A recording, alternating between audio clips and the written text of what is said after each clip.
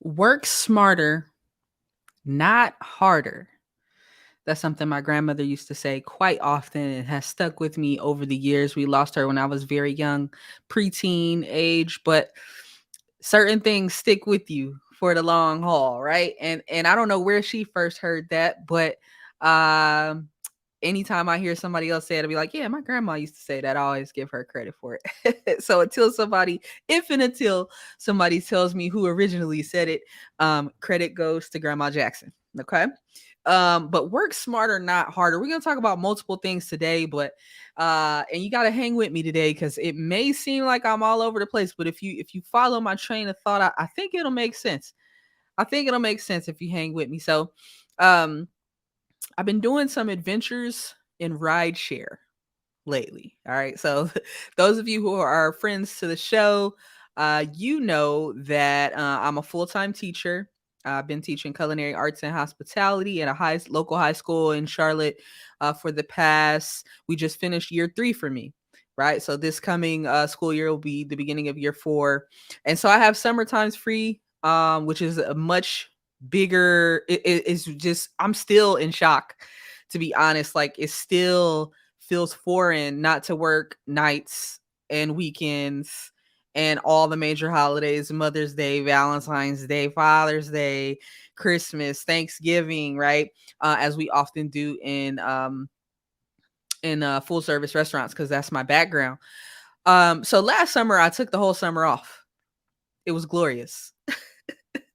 It was really I still worked, but I worked on business stuff, that passion projects and business stuff for hospitality hacks that I wanted to work on. So, and on my own schedule. So it definitely was a whole different vibe than clocking in, quote unquote, right? This summer is a little bit different. So I'm doing some traveling. I'm working part-time because I had some things pop up. Um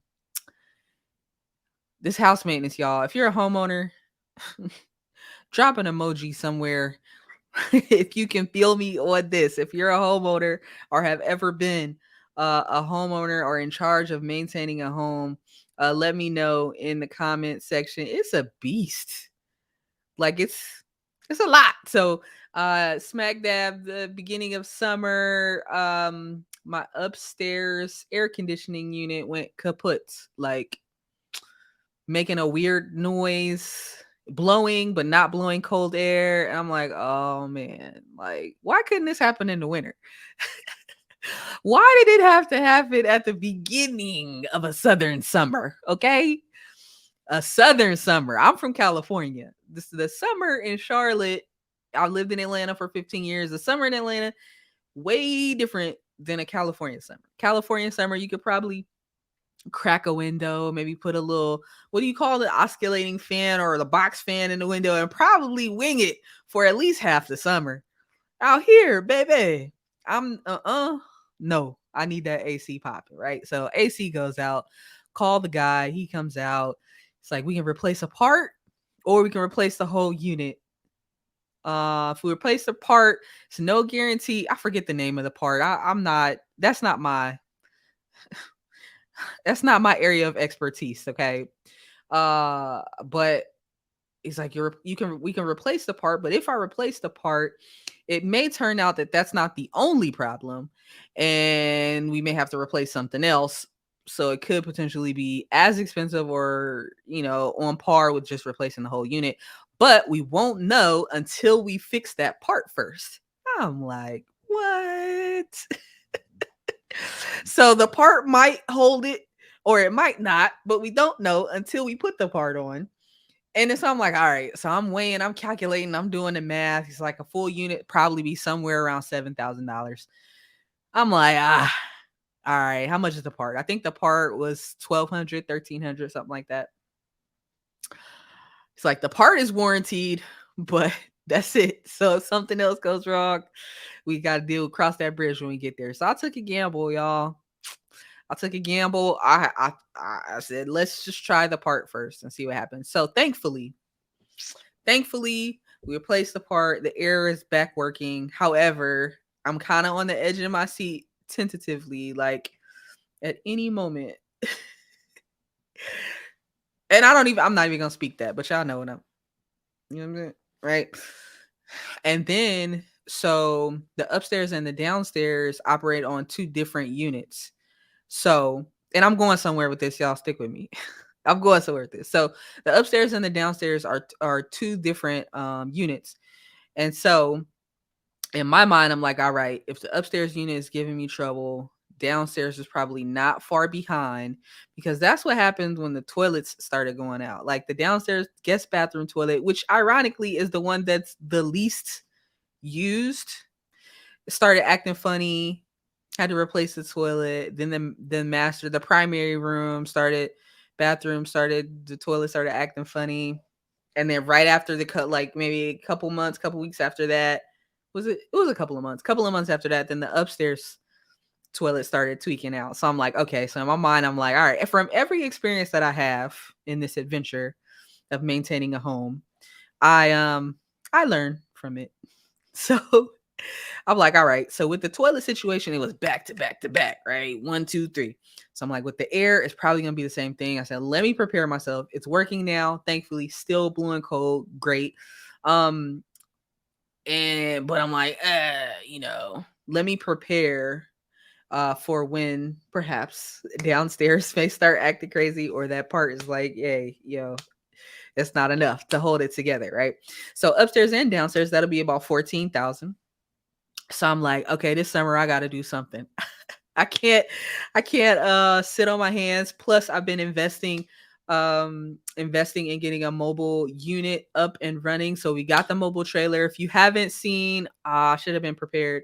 I don't know what episode it is, but I'll link it at the end of this episode, to the episode where I do the tour of the mobile trailer. So bought a used mobile trailer from somebody, and it needed some love. It needed some TLC. It was a good price though. It had a good structural components, right?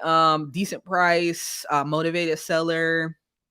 And so I've been investing in getting that operational, and the goal is to get it operational by the beginning of the school year. So I've got a month and a half, give or take a couple days. So spent about, we had to get the water, some hiccups with the water. It wasn't running properly. That was about $700, if I'm not mistaken. And y'all that are watching on video, forgive me. I have something happening here. Act like you don't see me right now. Okay. All right, and we're back. So, um, $700 for the water. The electrical needed to be essentially rerouted. And there were some like plugs, electrical outlets that were kind of just hanging out, like they weren't secured to anything, kind of flopping around, really a hazard. And then the plug that you plug the generator into, the outlet for the generator is underneath the trailer, where you have to like literally get down on the ground in order to plug in a generator, which is not, I mean, no, I would rather not, right? So move the we move the outlet to a safer, less awkward position, redid the electrical, and I think, or maybe that was 700 and the water was like 400. I don't know. We're somewhere north of $2,000 in repairs right now. Is one more thing that needs to be done, and then I'll reach out to the health inspector. That's the next step, is reach out to the health inspector and have them come out and give us a score, make sure everything is everything, right? So all in, like I said, somewhere in north of 2,000, between buying the generator, getting the water running, getting the electrical kind of rerouted and up and going. What else? Bought a ramp in order to move the portable grill like on and off. And I need to buy a lid for the water tank, and I need to buy probably a tent or something. So if we want to cook outside, or if someone's standing outside, they don't have to be in the direct sun. All right. So the tent, not necessary before the health department can come in, but I do need to get the water tank covered before the health department does their inspection. So all that being said, I made the decision that I do need to work a little bit this summer. I'm still enjoying the summer. Went to Mexico, done a little traveling here and there. Where else did we go? It escapes me. We went somewhere else, and then going to New Orleans next week to help celebrate a friend's birthday. Kind of a group of college friends getting back together, so that should be a blast. Going out there for 4 days. I love New Orleans. New Orleans is one of my favorite places. So I'm still enjoying the summer, but I am working. So if you follow me on Instagram, you know that we had the culinary summer camp going. So we're in the middle of that. We got one more week of the summer camp. That's been fun. Small group of kids. Just having fun. It's not for a grade, and that's the fun part of all this. Like a summer camp, it's like just to learn, absorb, eat, have a good time. Um, and it's a little bit less pressure than a class where this is a grade. It's going in your transcript, right? You need electives in order to graduate. You know what I mean? So different situation. So I've been doing the camp, and then also I recently took a dive back into rideshare. Okay. And if you don't know what that is, think Uber, think Lyft, think Instacart, DoorDash. All those services are well, they're all in the same family, but really Uber and Lyft are the ride share, right? So it's like you go pick somebody up, they call on their phone, boom, boom, I need a ride. They use the app. I need a ride, I need somebody to come pick me up.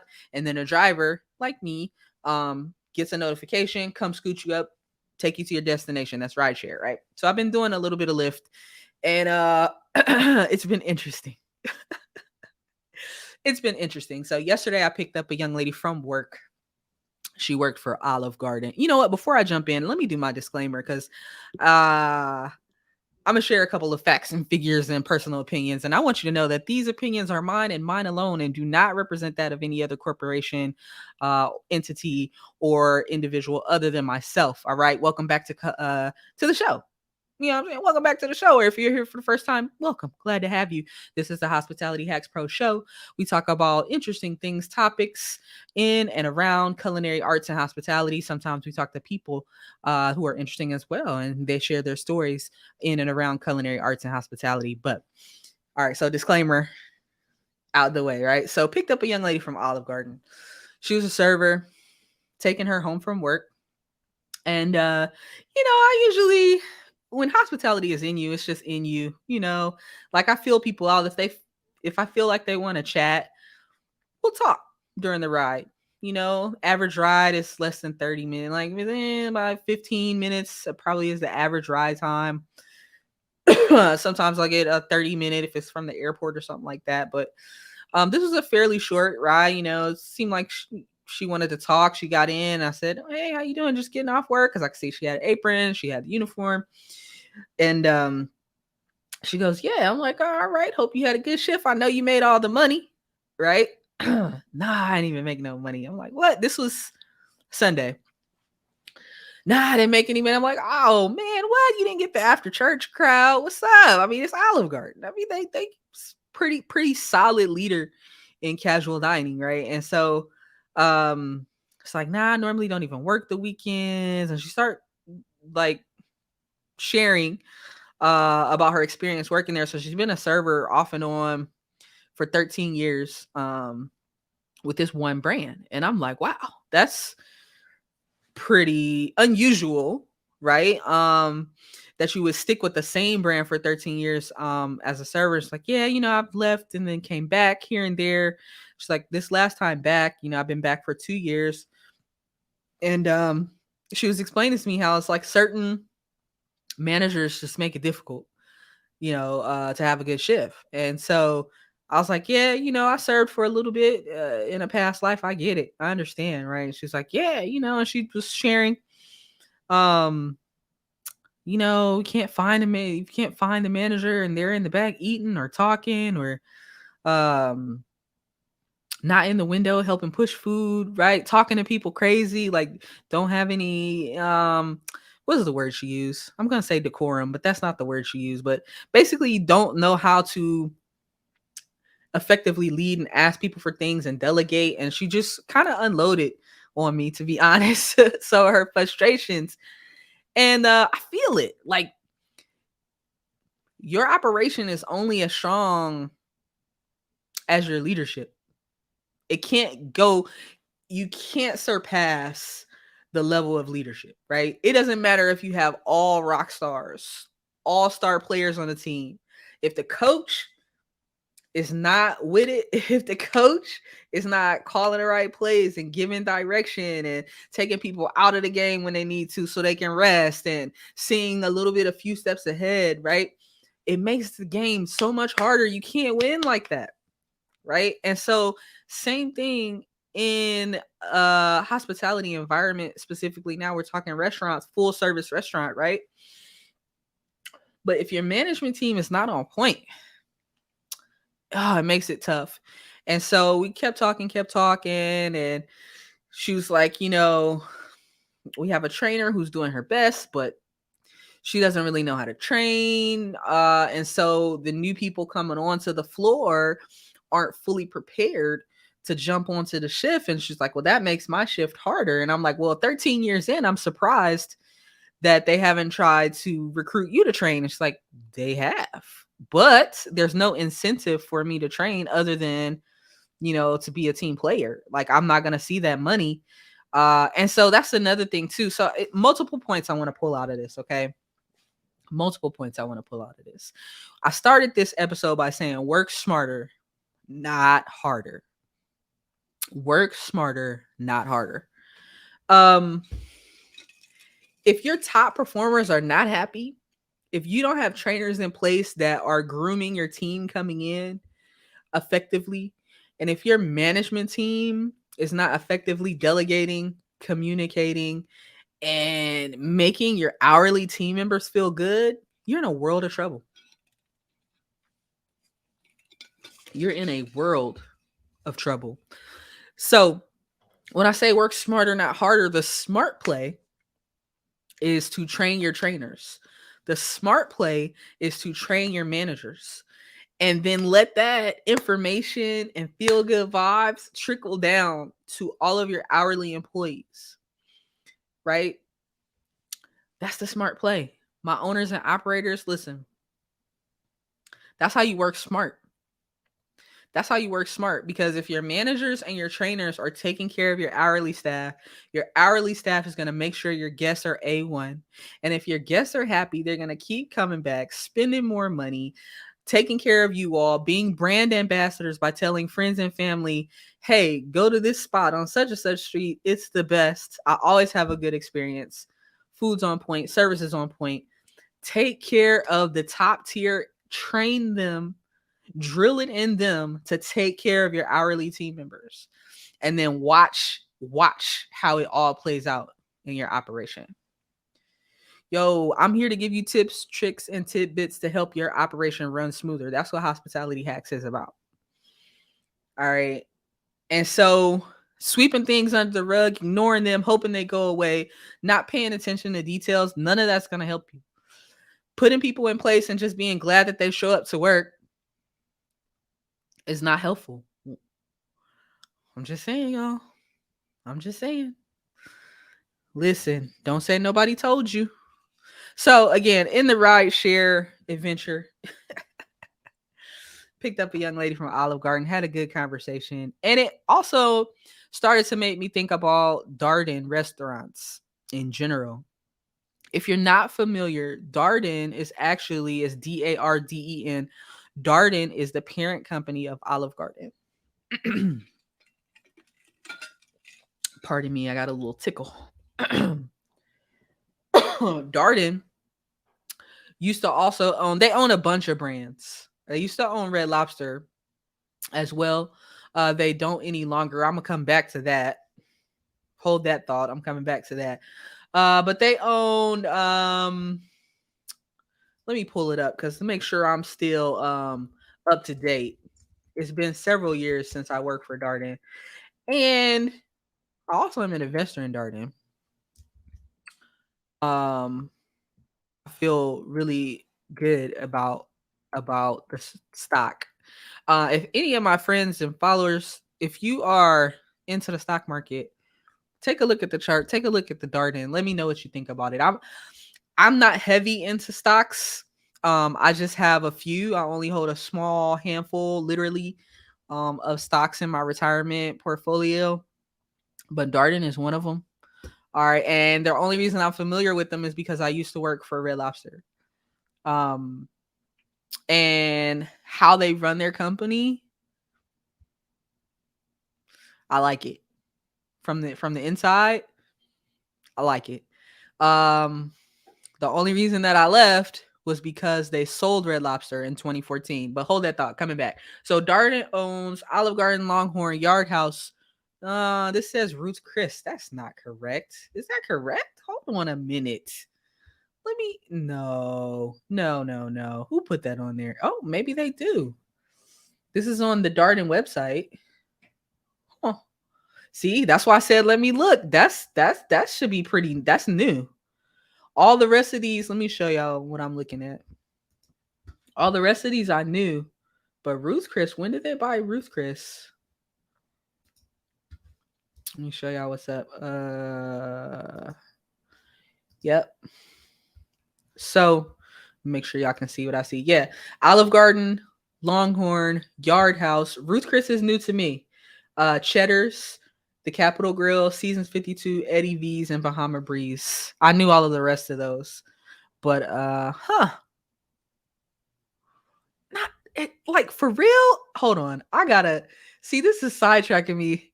I gotta Google when did Darden buy Ruth Chris. Did y'all know that? When did Darden buy Ruth Chris? I love Google. I love the internet. Oh, it just happened in May. Hold on. Hold the phone. Hold the phone. Yo, so this is breaking news for me. Y'all might already knew this. Y'all might have already knew. So that makes me feel even stronger about the stock right now. All right, this is investor.darden.com. Darden Restaurants to acquire Ruth's Hospitality Group in a $715 million transaction. Okay. Ruth's Hospitality Group. I wonder if they only owned Ruth Chris. Okay, they jointly announced today, and this is May 3rd. This is mid-July. Today's July 17th. All right. That they have entered into a definitive merger agreement pursuant to which Darden will commence a tender offer to acquire all of the outstanding shares of Ruth for $21.50 per share in an all-cash transaction with an equity value of approximately $715 million. Ruth's owner and operator of Ruth's Chris Steakhouse will complement Darden's portfolio of differentiated brands, which currently includes Olive Garden, Longhorn, Yard House, Cheddar's. We said this already. All right. Ruth's was founded in 1965 in New Orleans. I didn't know it was founded in New Orleans. By Ruth Ferdell. Apologies if I'm mispronouncing. And features signature USDA prime steaks served sizzling on 500-degree plates, New Orleans-inspired sides, and an award-winning wine list. They have 154 locations around the globe, including 80 company-owned or operated restaurants and 74 franchise restaurants, generating system-wide sales of over $860 million. Total revenues over $500 million. And average annual restaurant volumes for company owner operated locations of 6.2 million in the fiscal year 2022. I hate to do this, y'all, and y'all know I don't edit, but I gotta go get a cough drop. So hold for 30 seconds. So I'll be right back. Thank you for your patience. I know y'all love me if y'all still here. All right. Highlights. Let's skip to the highlights. Well, now let's keep reading. Cheryl, because this is the first time I've seen this, y'all. I'm not even fronting for the episode. Cheryl Henry, President, CEO, and Chairperson of Roots, stated, "We are excited about the opportunity to join the Darden family. Our strategy and operating philosophy aligns well with Darden, and we have a strong cultural fit that should ensure a smooth transition. This transaction will also provide more opportunities for our team members to develop in their careers as we continue to grow our 57-year-old iconic brand." Okay. Wow. Darden expects. I'm gonna pull out a couple of these highlights to see how long this is. I'm not gonna read this whole thing because this thing is long. Maybe I'll put this link in the description box if you happen to want to look at this. Um, Darden will host a conference call to discuss the transaction on May 4th. Missed that. Okay. This is interesting. Transaction is expected to be completed in June, subject to satisfaction of customary closing conditions. And I guess all of that has been met because they got the cute little logo on the website, and it's just mid-July right now. So all of that should have been done at the end of last month. This transaction has been unanimously approved by the boards of directors of both Darden and Ruth's. So it's a win-win, sounds like. Cheryl Henry will continue to lead as president of Ruth Chris and will report to Rick Cardenas. Hmm. Well, there you have it, folks. There you have it. Again, I will put this link in the description box for my YouTube viewers. Well, for everybody. And audio as well. Interesting. So Darden moving and shaking. Y'all let me know. How do y'all feel about it? How do you feel about the company? How do you feel about the stock? I'm going to continue to invest in the stock. I went during the pandemic, I tried to do a little trading. I found it to be stressful. Like the daily watching, day trading is not for me. But I feel good about finding a few companies that I like, putting money in it consistently, dollar cost averaging consistently. That just means put a little money every month or every week, whatever your every quarter, whatever. Put a little bit, put a little bit, put a little bit, put a little bit, and just keep doing that no matter what the price is. If you like it, you like it, right? Just keep investing, and letting it compound over time, and then turning that drip on. So any money that comes back, if it's a dividend, goes back in to buy more of the stock. So that's my strategy. Day trading's not for me. Hats off to those who have the patience. It was stressful. I couldn't. It's not the type of stress that I want to handle for me personally. But I do see the value of the stock market. And I definitely think everybody should own stock. So that's the way that I choose to do it. I am not an expert in the space. Again, I just find companies that I like and invest. So Darden is one of them. Now, I became aware of Darden when I worked for Red Lobster. Didn't know who they were prior to that. And when Darden sold Red Lobster in 2014, that's when I left. They sold it to this company called Golden Gate Capital for $2.1 billion with a B dollars. Which in my opinion was a power play. Red Lobster was struggling, and they decided to let it go with a little bit of pressure, I think, from stockholders. But I never lost respect for either brand, Darden or Red Lobster. It just was time for me personally to pivot, and that was kind of a catalyst. It made me kind of sit up and wake up and like, oh wait, what's all this stuff going on around me? Like, let me get my stuff together. And so if you saw the episode where I talked about like my rundown of my resume, I mentioned that, right? I took a break and went back to school. I went to culinary school and waited tables, was a server again for a while. But Darden, again, sold Red Lobster to Golden Gate Capital in 2014. But the interesting thing, here's the last point I would make about work smarter, not harder. The interesting thing, there was another company called Thai Union Group that became a 25% stakeholder, minority stakeholder, in 2016 for $575 million. And then, let me say this. Thai Union is a seafood supplier. Now think about that. Red Lobster is probably the most well-known, prominent, international seafood casual dining restaurant. I dare say, I'm just going to say, in the world, yeah. I can't think of any other. And if you can think of one, let me know.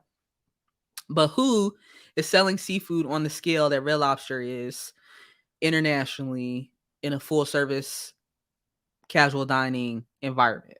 Who? Right?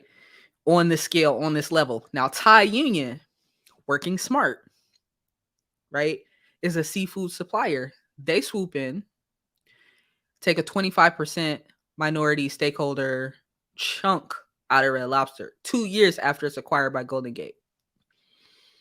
And then in 2020, they took the rest. They came and gobbled that thing up, purchased all the rest. They are now the owners, right? I think there's one other part or two other restaurateurs, right? So some other partners floating around in there. But Golden Gate Capital is no longer uh, an owner, right? So now I am a major seafood supplier who now owns, right, the number one seafood restaurant internationally in the casual dining space.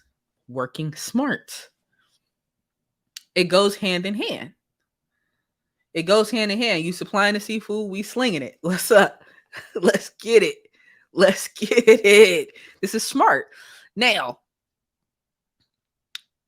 I'm not going to go into the politics of this because I think the major players are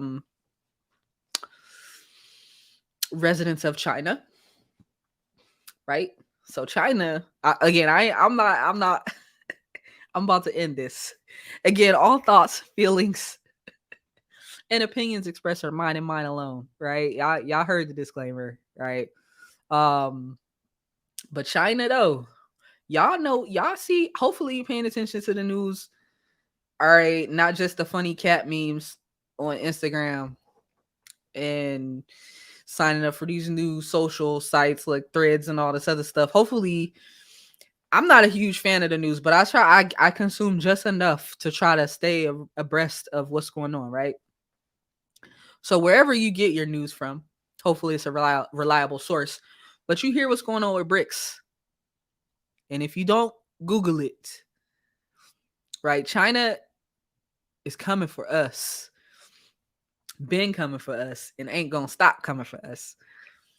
And I think you got to make your next move your best move. Be smart in everything you do. Right? And so next time you go get some Cheddar Bay biscuits, just know our fellow brethren investors from China, they the ones slinging them to you at the end of the day, because they working smart out here. So what are you going to do to work smarter and not harder this week? Let's end it on that. What are you going to do this week to be strategic? What are you going to do this week to push your business, your goals to the next level? What are you going to do to work smarter and not harder? Smart work is hard work. But when you working smarter, that means you're doing things, you playing chess, not checkers. You feel me? You playing chess. You're thinking several moves ahead. If I do this, then I can do this, then I can do that. Right? Not just let me knock one checker off the board at a time. No. How can I maneuver so that I can make things easier for me, smoother for me, right? And then not just you, your team, right? Putting things, people, situations in position so that it all makes sense and comes together. If you're not thinking ahead, you're in trouble right now. I'm just saying. I'm gonna leave it right there. There's more I could say. There's more I could say, but I'm gonna just leave it right. I'm gonna just put a pin in it right there, partially because I feel like I'm choking. I normally don't edit these episodes, but I might have to edit this one because I started like having a whole choking fit in the middle of this thing. But thank y'all for bearing with me through the sips of water and everything. If you're not subscribed to the podcast, please subscribe right now. Follow right now. If you know somebody in the culinary arts and hospitality space, tell them to check me out. Um, yo, we talk about some stuff now, and if it's something you want to bring up, a topic, a thought, if you want to do a deep dive on a particular company, what's up? Let's do it. I'm open. I'm open. Let's do it. But word of the day: work smarter, y'all. Work smarter, not harder. Cause let me tell you something. What you think your competition doing?